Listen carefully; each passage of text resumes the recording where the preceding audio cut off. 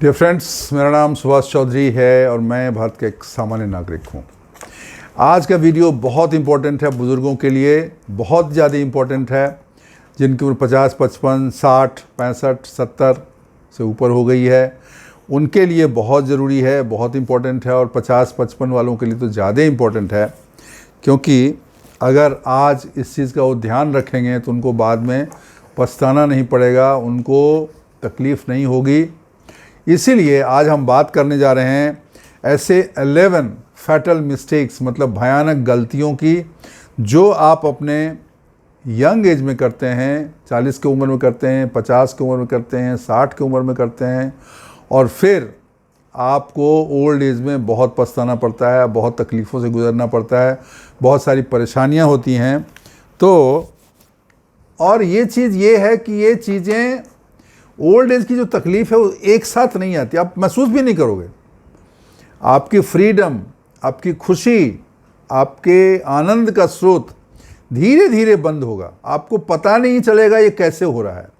तो इसीलिए आपको सतर्क करना, आपको जागरूक करना मेरा कर्तव्य है। इसके लिए हम बात कर रहे हैं कि आज हम बात करेंगे हेल्थ के बारे में, हैबिट के बारे में, प्रॉपर रेस्ट के बारे में, मूवमेंट के बारे में, फाइनेंशियल धन के बारे में, धन के मैनेजमेंट के बारे में, बाउंड्रीज़ के बारे में, किसको कितना अलाउ करना चाहिए, क्या नहीं करना चाहिए, रिलेशनशिप में संबंधों के बारे में।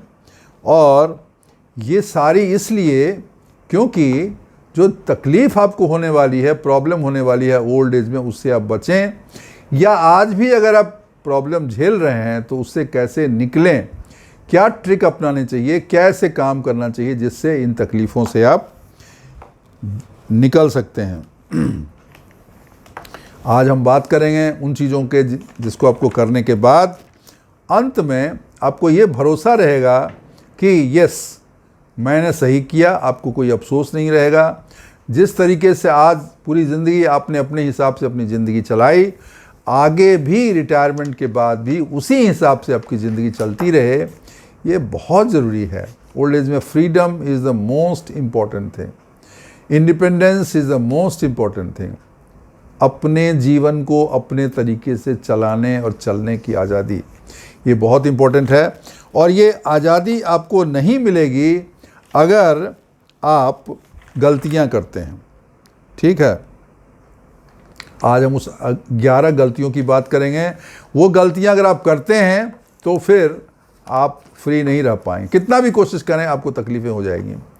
आप कितना भी चाहेंगे कि मैं खुश रहूं, मैं प्रसन्न रहूं, आप नहीं रह पाओगे अगर ये 11 गलतियां आप करते हो तो दोस्तों, उन गलतियों को थोड़ा ध्यान से सुनिए, उस पर मनन कीजिए और विचार करिए क्या गलती ये कर रहा हूँ क्या मैं, और अगर कर रहा हूँ तो उसका तुरंत निदान करिए, क्योंकि निदान ही समाधान है। निदान नहीं करेंगे तो समाधान नहीं आएगा।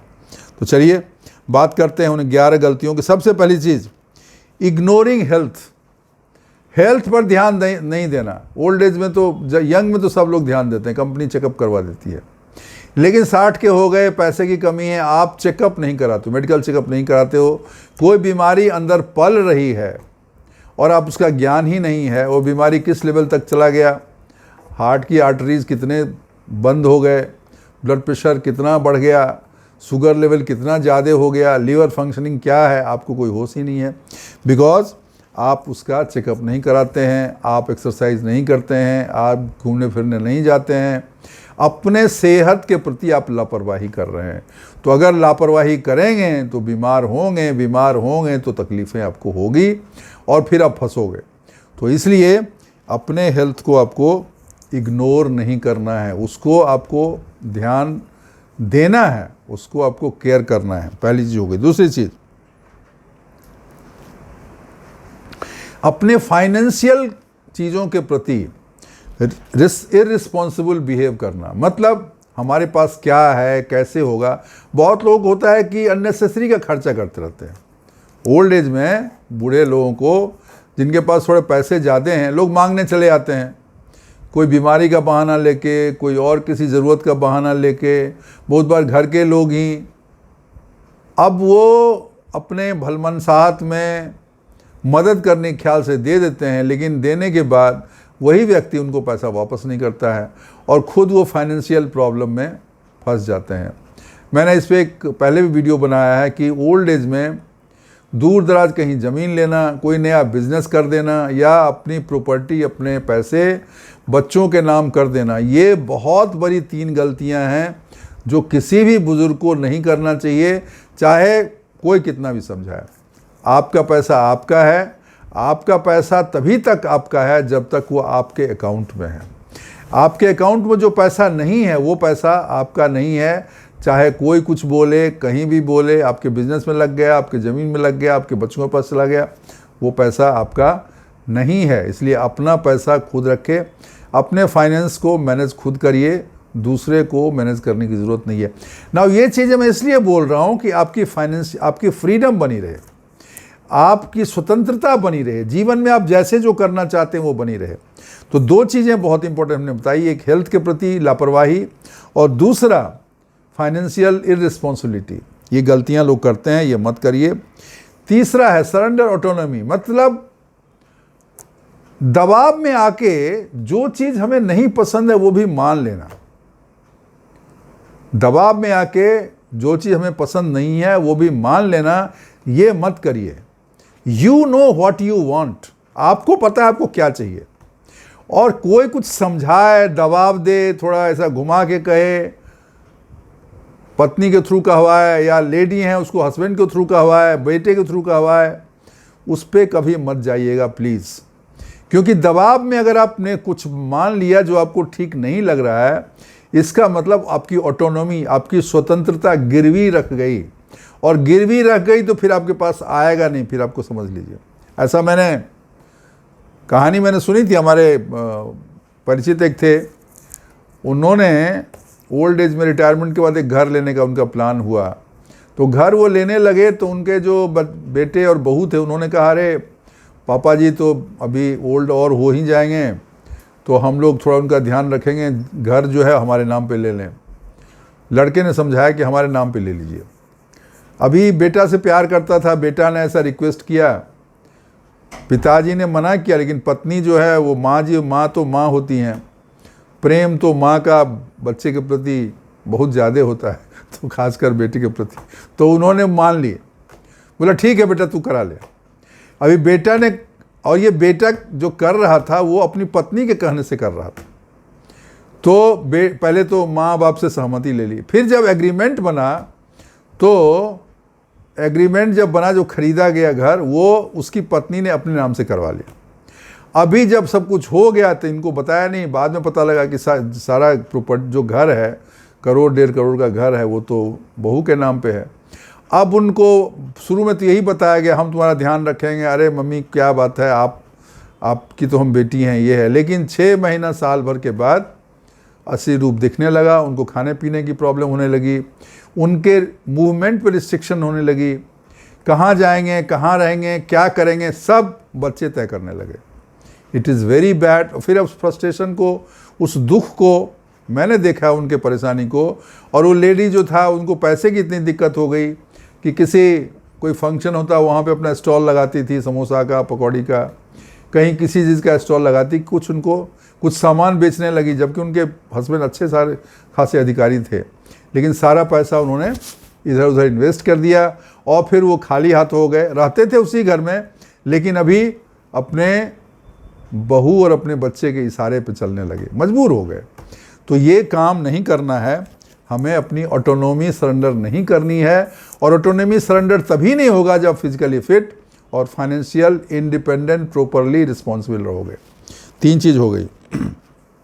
चौथी चीज़, बहुत लोग रिटायरमेंट के बाद अपने अहंकार में कि मैं बड़ा अधिकारी था, बड़ा आदमी था, वो लोगों से मिलते नहीं हैं, किसी से हेल्प नहीं मांगेंगे, किसी को बात नहीं करेंगे। उनसे कोई बात करेगा तो बात करेंगे, लेकिन आगे बढ़ के बात नहीं करते हैं। लेकिन ज़िंदगी में सच्चाई ये है कि आप क्या थे उस चीज़ का कोई अहमियत नहीं है। आप क्या हैं, लोग वही देख के आपको पूछते हैं, आपसे बात करते हैं। तो अगर आपने आइसोलेट कर लिया, अलग थलग कर लिया, शुरू में आपको ठीक लगेगा, कोई हमको डिस्टर्ब नहीं करता है, कोई मिलने नहीं आता है। बट ओवर द ईयर्स, 5 साल 7 साल के बाद जब आप 70-75 के हो जाएंगे और कोई मिलने वाला नहीं, कोई बात करने वाला नहीं, आपको फिर लोनलीनेस की प्रॉब्लम, अकेलापन का प्रॉब्लम शुरू हो जाएगा। उस अकेलेपन से पैदा होता है डिप्रेशन, और डिप्रेशन से पैदा ही होती है मौत, बीमारी। तो उस लूप में आपको नहीं जाना है।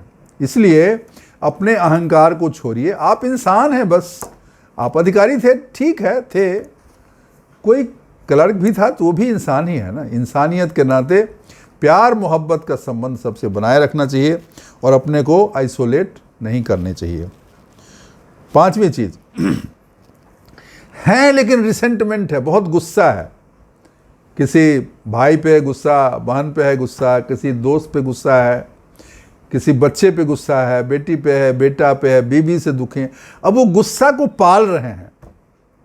आप तो गुस्सा पाल रहे हो, लेकिन जिसके लिए गुस्सा है वो तो मजे कर रहा है, वो तो खुशी मना रहा है। वो तो भूल गया कि आपको उसने बेइज्जत कर दिया था या आपकी इंसल्ट की, आपका केयर नहीं किया। ही even doesn't remember। और आप उस गुस्से को लेके बैठे हुए हैं, आप परेशान हैं। ये रिसेंटमेंट आदमी को अंदर अंदर खा जाता है, खोखला कर देता है। उसका ज़्यादा समय उसी पे जाता है, और समय के बढ़ने के साथ इस रिसेंटमेंट का जो वजन है ना, आपके सर पे, आपके ब्रेन पे, आपके पर्सनालिटी पे बहुत भारी हो जाएगा और वो आपको जीना हराम कर देगा। तो कोई भी रिसेंटमेंट नहीं रखिए। कुछ हुआ, किसी ने गलती किया, जाने दो ना, ठीक है, उसको फ़ोन करो, अरे यार ठीक है तुमने गलती की, मैं तुमको माफ़ किया। एक संबंध, टॉकिंग टर्म होना चाहिए कि ऐसा ना हो जाए कि आप बात ही ना कर पाएँ, और उस बोझ को लेके आपको नहीं ढोना चाहिए। अगर वो बोझ ढोते रहेंगे तो बोझ का वजन बढ़ता जाएगा, और बाद में ऐसा होगा कि बोझ आप उठा नहीं पाओगे और आपके लिए तकलीफ हो जाएगी। 6ठी चीज़, मूवमेंट नहीं करना, बहुत ही सीडेंट्री लाइफ रखना। ये फैटल मिस्टेक्स हैं। अगर आप मूव नहीं करते, यू नो दैट ना, सार्कोपेनिया करके बीमारी होता है। आफ्टर 60 एवरी ईयर 2-3% आपका मसल कमज़ोर हो जाता है, गलने लगता है, टूटने लगता है। अगर आप उसको मेंटेन नहीं करेंगे तो मसल मास और मांसपेशियां जो कमज़ोर हो जाती हैं। तो ये ज़रूरी है कि आपको मूवमेंट करना है। कुछ नहीं करना है तो आप आधा घंटा वॉक कर लीजिए, सुबह कर लीजिए, शाम कर लीजिए, कभी भी कर लीजिए। थोड़ा सा हाथ पैर हिला लीजिए, कुछ एक्सरसाइज कर लीजिए, हो गया। इतना भी कर लेंगे तो हो जाएगा। तो बहुत लोगों की आदत है वो घर में ही पड़े रहते हैं, निकलते नहीं हैं। और अगर 2-4 साल आप नहीं निकले तो बाद में तो आपको मर्जी, इच्छा भी होगा तो निकल नहीं पाओगे। 70-72 के बाद आपके शरीर के सारे अवयव ढीले हो जाएंगे, जॉइंट पेन होने लगेगा, कमर में दर्द होगा, हाथ नहीं उठेगा, आंख कमज़ोर होएगा। फिर तो आप चाहोगे कि मैं अभी मूवमेंट करूं तो नहीं कर पाओगे।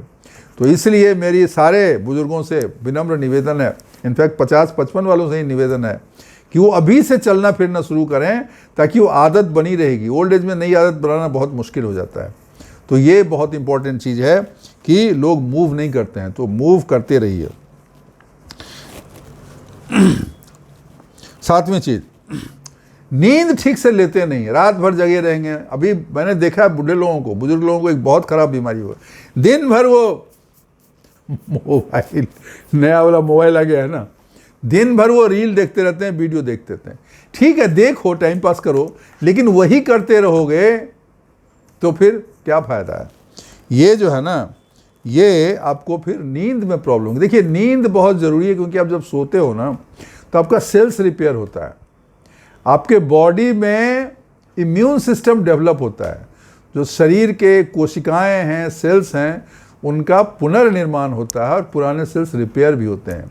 अगर वो नींद नहीं होगी तो आप सब कैसे होगा। और नींद के लिए मैंने आपको बताया है, शाम जल्दी खाना खाइए, हेवी खाना मत खाइए, टेंशन लेके मत सोइए, रूम को अंधेरा रखिए, हवादार रखिए, टेम्परेचर बहुत एक्सट्रीम नहीं होना चाहिए, और अच्छे विचार के साथ सोइए। सुबह 6-7 बजे उठ जाइए, नींद आपको निश्चित रूप से होगी, ये बहुत ज़रूरी है। तो नींद का आपको ध्यान रखना है, ठीक है। 8वीं चीज़, बहुत लोग बहुत खाते हैं, एंग्जाइटी, मतलब परेशान रहेंगे, उसकी वजह से उसको दूर करने के लिए खाना बढ़ा देते हैं। ये मत करिए। परेशान हैं तो घूमिए, टहलिए, एक्सरसाइज करिए, वॉक करिए, फ्रूट्स खाइए, सलाद खाइए, लेकिन जंक फूड का सेवन मत करिए। और दारू तो बिल्कुल मत पीजिए। बहुत लोगों को, शहरों में लोगों को बुजुर्ग लोगों को दारू पीने की आदत होती है, मैंने देखा है कि हमारे सामने मित्र रहते थे, वो डेली एक बोतल लाते थे और पी जाते थे, और वो इंसान ऐसा लिफ्ट में भी ऐसे हिलता रहता था, चल नहीं पाता था, उसको इतना रोज उसको, और उसकी वजह से अंत में उनको घर भी खाली करना पड़ा। तो ये बहुत दिक्कत है जिसको हमें नहीं करना चाहिए। 9वीं चीज़, केयरलेस रिलेशनशिप। बहुत लोग ऐसे भी होते हैं कि बुजुर्गियत में कहीं बेमतलब का इंटीमेट रिलेशन बना लिए, कहीं कुछ लफड़े में फंस गए, ठीक है ना, किसी से कुछ कर लिया उन्होंने। ज़्यादा लोग नहीं करते हैं, कुछ ही लोग करते हैं, लेकिन इसमें मत फंसे। जब आप बुजुर्ग होए तो अपने जीवन को संयमित, नियंत्रित और डिसिप्लिन जीवन को जिए, क्योंकि जो नाम कमाया आपने, जो सम्मान रखा है, उसको भी बचा के रखना चाहिए। और गलत संबंध बनाने से या किसी चीज़ में फंसने से आपकी तकलीफ़ बहुत ज़्यादा बढ़ जाएगी। तो ये चीज़ से बचना चाहिए। ये आपके मन के शांति और सुरक्षा को बहुत कंप्रोमाइज़ कर देगा, खतरे में डाल देगा, इससे बचिए, ठीक है। 10वीं चीज़, कोई नई चीज़ आती है ज़िंदगी में, उसको एक्सेप्ट नहीं करना। See, change is the essence of life. जीवन में बदलाव होता ही है, और अगर आप उस बदलाव को एक्सेप्ट नहीं करते हैं तो आप फिर पीछे रह जाएंगे, आप तकलीफ में पड़ जाएंगे, आप बैकवर्ड रह जाएंगे। टेक्नोलॉजी, अभी तो बहुत चीज़ें ऐसी टेक्नोलॉजी, उसका इस्तेमाल ना करो तो आप एक कदम आगे नहीं बढ़ सकते हैं। तो टेक्नोलॉजी जो भी आते हैं उसको एडॉप्ट करना चाहिए, और जीवन का जो सच है उसको स्वीकार करना चाहिए। स्वीकार अगर नहीं करेंगे तो आपके लिए परेशानी हो जाएगी। और 11वीं चीज़, लास्ट चीज़ है कि अपने पर्सनल गोल को अबंडन कर देना, मतलब उसको छोड़ देना। आपके मन में कुछ सपना था कि रिटायरमेंट के बाद मैं ये काम करूँगा, उसको करिए। उसमें परेशानी होगी, लेकिन उस परेशानी से नहीं डरना है। परेशानी तो हर चीज़ में होता है। जब इंसान इस दुनिया में आया, पैदा हुआ, बड़ा हुआ, उसको संघर्ष रहेगा, मरते दम तक रहेगा, लेकिन संघर्ष ही आनंद का स्रोत है। इसको गहराई से समझिए, संघर्ष ही आनंद का स्रोत है। संघर्ष में ही आनंद है, परिश्रम में ही आनंद है। तो इसलिए अपने सपनों को छोड़िए मत। अगर कुछ सपना आपका था कि मुझे ये करना है, और अभी आप फ्री हो गए, आपको कोई फैमिली रिस्पॉन्सिबिलिटी नहीं है, कुछ जॉब नहीं करना है, तो उस सपने को जिंदा रखिए, उसके लिए काम करिए, दिन रात एक करिए और उसको पूरा करिए, क्योंकि यही आपको देगी जीवनी शक्ति। और आपको लगेगा कि मैं हूँ, it will give you a meaningful existence of you and your life. और उससे बहुत सारे लोग मोटिवेट भी होंगे, आपके बच्चे, आपके घर के लोग, आपके अड़ोसी पड़ोसी, जानने वाले की वजह में आपकी सम्मान बढ़ेगी, आपका इज्जत बढ़ेगा, लोग आपको सम्मान की नज़र से देखेंगे। तो अपने आलस, अपने लेथार्जी, अपने ढीलेपन की वजह से उस चीज़ को क्यों छोड़ते हो जो आपका सपना था। तो सपने को साकार करने के लिए परिश्रम करिए और मेहनत करिए। कहने का मतलब ये है कि ओल्ड एज में रिस्पेक्ट के साथ, इज्जत के साथ, सम्मान के साथ, खुशी के साथ रहने के लिए ज़रूरी है कि अपने कॉन्फिडेंस को बनाए रखिए, चीज़ों को अपने कंट्रोल में रखिए, और तभी होगा जब ये 11 मिस्टेक आप नहीं करेंगे। तो आज ये प्रण लीजिए कि मैं ये गलतियां नहीं करूंगा, और अपने कमेंट बॉक्स में डालिए, बताइए कौन सी गलती आप कर रहे हो और कौन सी गलती आप नहीं कर रहे हो, ताकि हम भी समझेंगे। और अगर आपको इसके बारे में कुछ और पूछना है, अपने कमेंट्स बॉक्स में डालिएगा, मैं अगले वीडियो में या उसी पे आपको जवाब उसका अवश्य दूंगा। तो दोस्तों, ये चीज़ें जो है ना बहुत इम्पोर्टेंट है। अपने हेल्थ को, अपना इंफ्रास्ट्रक्चर समझिए, अपने फाइनेंसेस को, धन को, उसको टूल समझिए अपने सपने, अपने जीवन के हैप्पीनेस लाने के लिए। और जीवन में जो उद्देश्य है, पर्पस है, वो इसेंशियल है आपके लिए, आपकी खुशियों के लिए। और अगर इसको आप करेंगे तो आपको जीवन में कभी कोई तकलीफ नहीं होगी। मैं यही चाहता हूँ कि हर बुजुर्ग एक जवान इंसान की तरह खुश और प्रसन्न रहे, बल्कि उससे ज़्यादा खुश रहे, बिकॉज उसको अभी कोई जिम्मेदारी भी नहीं है, उसे ही इतने मेहनत किया है, तो उसको हक बनता है को प्रसन्नतापूर्वक, खुशीपूर्वक अपना रिटायर्ड लाइफ बिताए। तो दोस्तों, ये वीडियो आपको कैसी लगी इसको बताइएगा। अच्छी लगी होगी तो लाइक करिएगा, और चैनल सब्सक्राइब नहीं किया है तो अभी सब्सक्राइब बटन दबा दीजिए, और बेल आइकन भी दबा दीजिएगा ताकि आपको वीडियो इमीडिएटली जैसे रिलीज हो ये उपयोगी वीडियो आपको मिले और इसका लाभ उठाएं। बहुत सारे लोगों को इन वीडियो से लाभ हो रहा है, वो हमें बताते भी हैं, कमेंट्स बॉक्स में डालते हैं, मेल से भी आता है और मैं चाहता हूं कि ये लाभ हर इंसान को मिले, आपके जीवन में बदलाव आए। और जो व्यक्ति रिटायर्ड व्यक्ति या ओल्ड एज के लोग दुखी हैं उनके जीवन में खुशी लाना ही मेरा उद्देश्य है और मुझे कोई उद्देश्य नहीं है। और मैं उद्देश्य के प्रति मैं कटिबद्ध हूँ, मैं परिश्रम करता रहूँगा और मैं कर रहा हूँ और मैं करता रहूँगा और मुझे उम्मीद है कि इससे आपको लाभ अवश्य होगा। तो दोस्तों अगर आपको अच्छा लगी हो तो ज़रूर लाइक करिएगा। और हाँ, एक चीज़ बताना भूल गया, आप लोगों के सहयोग और प्यार और मोहब्बत की वजह से ये सिल्वर बटन मुझे मिला है जो 1 लाख सब्सक्राइबर होने के बाद मिलता है। और अभी तो मेरा 1,70,000 सब्सक्राइबर हो गया, सब आपका ही दिया हुआ है। अपना सहयोग बनाते रहिए, क्योंकि अगर ऐसा होता है तो मुझे भी थोड़ा मोटिवेशन होता है, मुझे भी ऐसा लगता है कि लोगों को फ़ायदा हो रहा है, लोग देख रहे हैं, तो मैं ज़्यादा यूज़फुल और ज़्यादा अच्छा वीडियो बनाऊं, अच्छा संदेश पहुंचाऊं, जिससे लोगों के जीवन से दुख दूर हो और उनको हैप्पीनेस मिले, उनका बीमारी ठीक हो जाए, उनमें उनको धन की कमी ना हो, उनको समाज में सम्मान मिलता रहे। यही मेरा उद्देश्य है और ये उद्देश्य पूरा हो रहा है और पूरा ज़रूर होगा, आपका साथ रहेगा। तो दोस्तों आज के लिए बस इतना ही।